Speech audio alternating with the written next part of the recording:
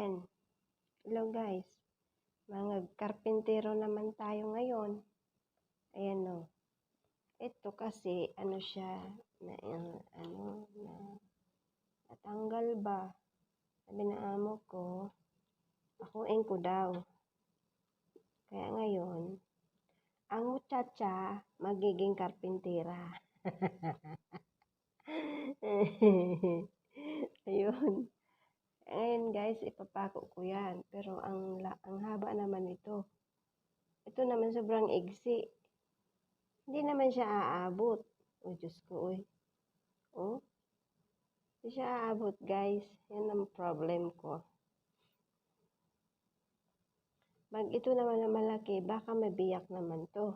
Paanang lamesa na tong bilog. Ay, problemado ang muchachang karpintera. I-try ko guys na maipako. Uy, Diyos ko. Uy. Sana hindi siya mabiyak ito. Try natin guys, ha? Abot kaya? Hindi naman kita. Ganito, aabot. Hindi ko siya mahawakan guys. Let's see. Ayun na guys, so, pinapako ko na. Sana hindi siya mabiyak. Yan. Sarado na natin. Ba yan? May sandstorm mga guys. Guys, may paparating na sandstorm. Kaya makulimlim. Mahangin pa. Ayan guys, oh. Ayan. Kina guys, hanggang dito na lang. Mamaya-maya yan darating mas madilim. Okay, good morning, good afternoon sa inyo mga guys. Sa mga followers ko dyan sa aking YouTube channel. Ngayon po ay magluluto pa ako ng konting adobo. Kasi matagal na akong hindi nakakakain ng adobo. Ayan. Ayan po ang ating manok. Kunti lang. Sa akin lang yan. Ito po, maglagay ako ng mga sangkap. Imamarinate lang natin ng konti. Ayan, may sili, may paminta, may sibuyas, may bawang. Tapos ito may bay leaf. Tapos kunting luya. Tapos may kunti yan siya guys na ano. Ayan o, yung itim. Ito yung hindi itim. Ito po o. Cinnamon stick. Ayan.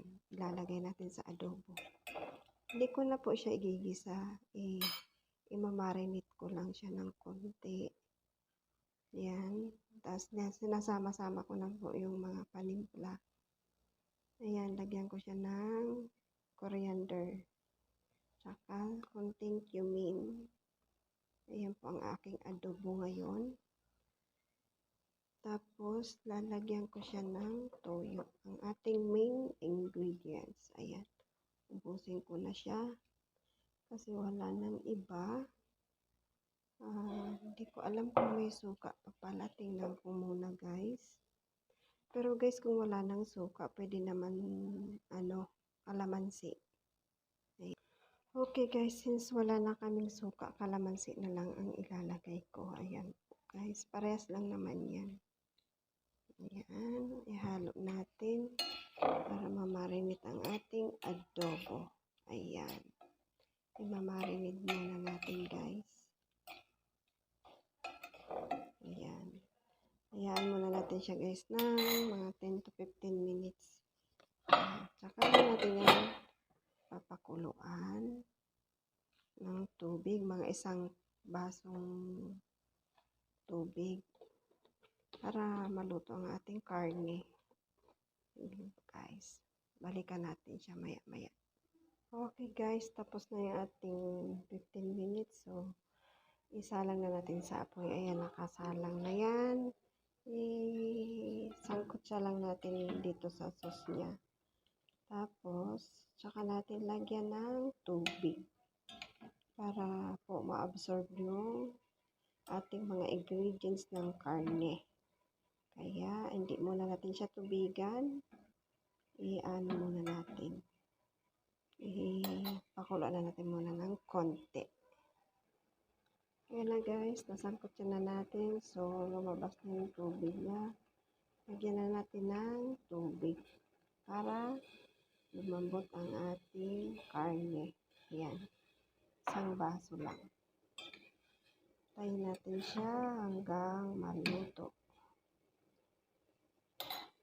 So guys, pabalikan natin siya pagka naluto na siya. Tayo muna. Okay guys, tapos na ang ating adobo. Oh mga guys, tapos na ang ating adobo. Luto na siya. Kaya, ayan na guys. Tingnan nyo. Ang sarap na yan. Oy, tinikman ko na yan siya guys. Ang sarap. Masarap siya kahit ang nilagay ko dyan na suka. Imbis na suka, lemon. Ayan. Guys, dito na lang ang aking mountain video. Maraming salamat.